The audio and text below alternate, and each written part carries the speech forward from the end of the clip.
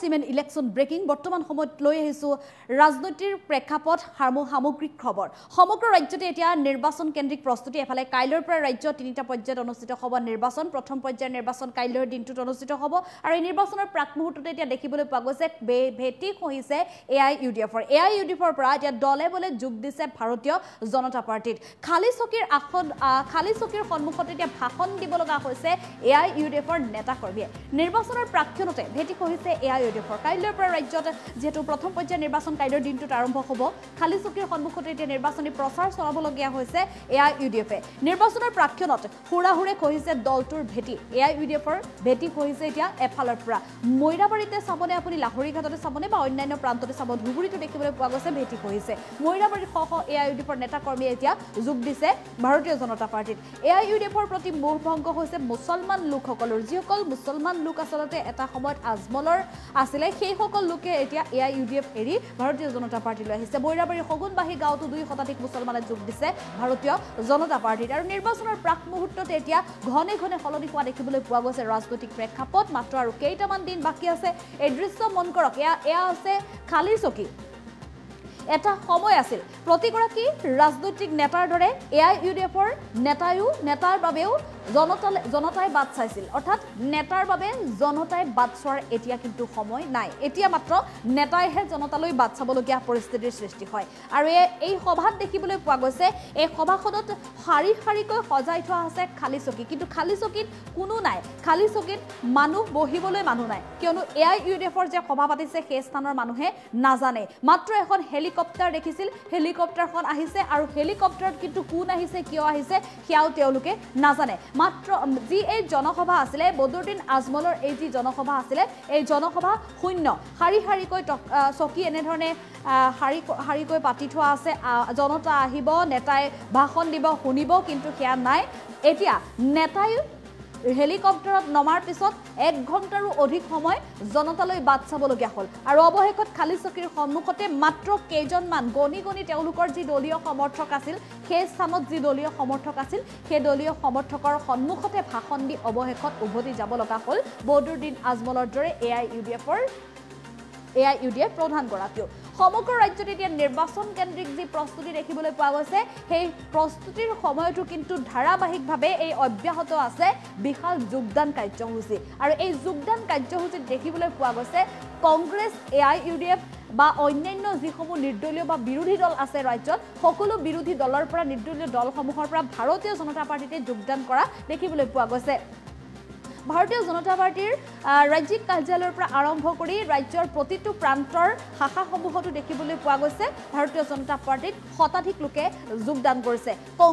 কংগ্ৰেছ দলটোৰ কথাও যদি কওঁ কংগ্ৰেছ দলটোৰ দায়িত্বত থকা বিভিন্ন জিলাৰ বা বিভিন্ন অঞ্চলৰ যুৱ সভাপতিৰ দায়িত্বত থকাও যুৱ মৰ্চাৰ দায়িত্বত থকা লোকো ভাৰতীয় জনতা পাৰ্টিত যোগদান কৰিছে আৰু অন্যহাতে মৈৰাবাৰী লাহৰীঘাট ধুবুৰী আদি বিভিন্ন প্ৰান্ততো দেখিবলৈ পোৱা গৈছে বিৰোধীত বৃহৎ খহনি আৰম্ভ কৰিছে আৰু যি সময়ত বদৰুদ্দিন আজমলৰ সভাত একাংশ লোকে আচলতে শাৰী পাতিছিল কিন্তু সেই সকল লোকে প্ৰকৃততে যে এআইইউডিএফৰ সভালৈ যোৱা নাছিল এটা কথাই প্ৰমাণ দিছে কিয়নো আমি উল্লেখ কৰিব লাগিব সেই কথা যিহেতু ৰাজ্যৰ মুখ্যমন্ত্ৰীগৰাকীয়ে ইতিমধ্যে উল্লেখ কৰিছিল সেই কথা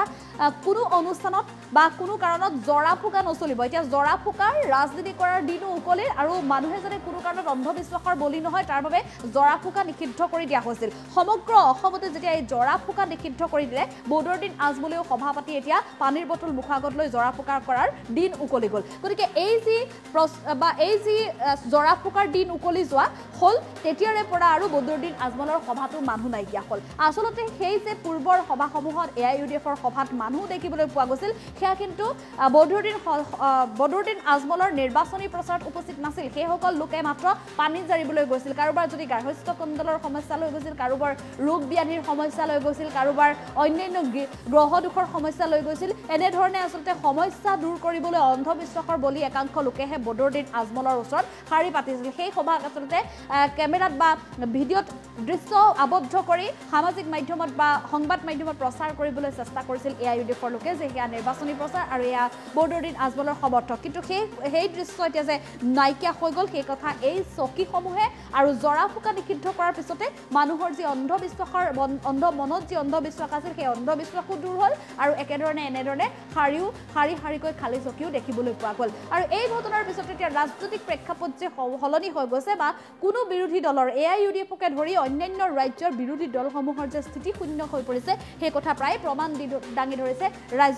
এই নিৰ্বাচনৰ প্ৰাক মুহূৰ্তটো ভাৰতীয় জনতা পাৰ্টিত যোগদান কাৰ্যসূচীক লৈ আৰু উল্লেখ কৰিব লাগিব যে মৈৰাবাৰীত পুনৰ এতিয়া সগুনবাহী গাঁৱত 2 শতাধিক মুছলমান লোকে এবাৰ যোগ দিছে ভাৰতীয় জনতা পাৰ্টিত এফালৰ পৰা মুছলমান লোকসকলৰ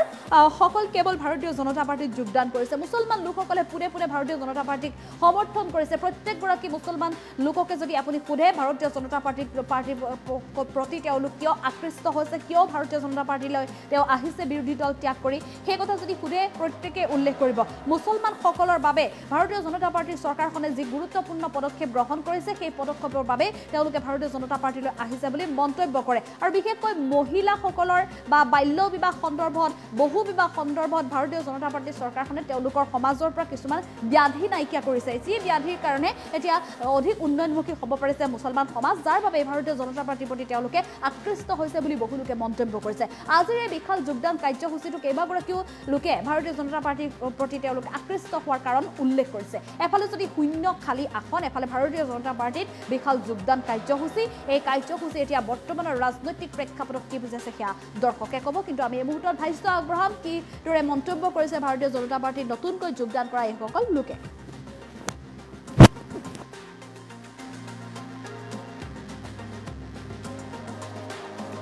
বিজেপি এনে ভাল কাম কৰি আছে ভাল কাম সুধিলে যে কোনটো ভাল কাম কৰিছে এইটো ভাল কাম কৰিছে ৰাইজক একফালৰ পৰা সৰু ডাঙৰ বিচৰা নাই সবকো যিবিলাক অৰুণোদয় আঁচনি আছে আৰ্থিক সাহায্য আছে লাখপতি বাইদেউ আছে আৰু এনে লোন দিব বুলি কৈ আছে বহুত এপ্লাই কৰিছে আমিও কৰি আছোঁ বহুত সুবিধা দি আছে আৰু এইটো চৰকাৰ এতিয়াও 2 বছৰ 2.5 বছৰ আছে এইটো চৰকাৰেই যদি এতিয়া চেণ্ট্ৰেলত MP হতত যাব পাৰে চৰকাৰ মোদী হ'ব পাৰে আমাৰ এইটো আহাই যে অসম চৰকাৰে এই হিংসাবোৰ মনৰ পৰা সব এৰি দিব বুলি কৈছে আৰু এতিয়া যে আমাৰ কৈছিল যে আমাৰ মিয়া চাচাৰ ভোট নালাগে চাচা আছিলে বদৰুদ্দিন আৰু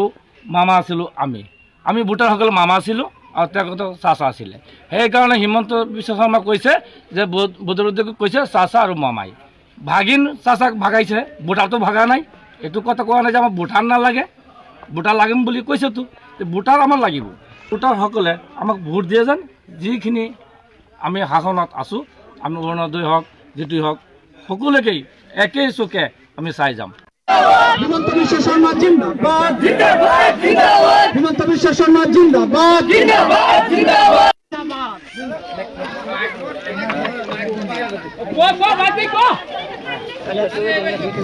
अरे कौन नहीं रहेगा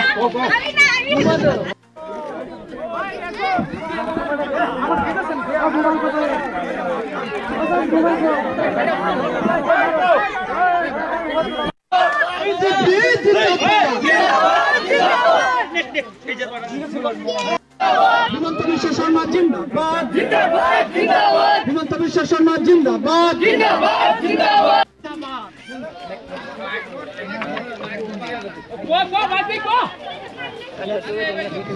अरे कौन नहीं रहेगा बीजेपी जिंदाबाद जिंदाबाद जिंदाबाद बीजेपी जिंदाबाद जिंदाबाद जिंदाबाद नरेंद्र मोदी जिंदाबाद जिंदाबाद जिंदाबाद हिमंत विश्व शर्मा जिंदाबाद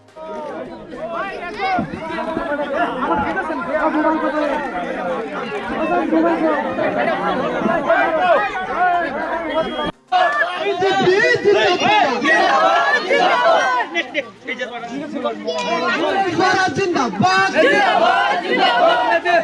नरेंद्र मोदी जिंदाबाद जिंदाबाद हिमंत विश्व शर्मा जिंदाबाद जिंदाबाद जिंदाबाद हिमंत विश्व शर्मा जिंदाबाद जिंदाबाद जिंदाबाद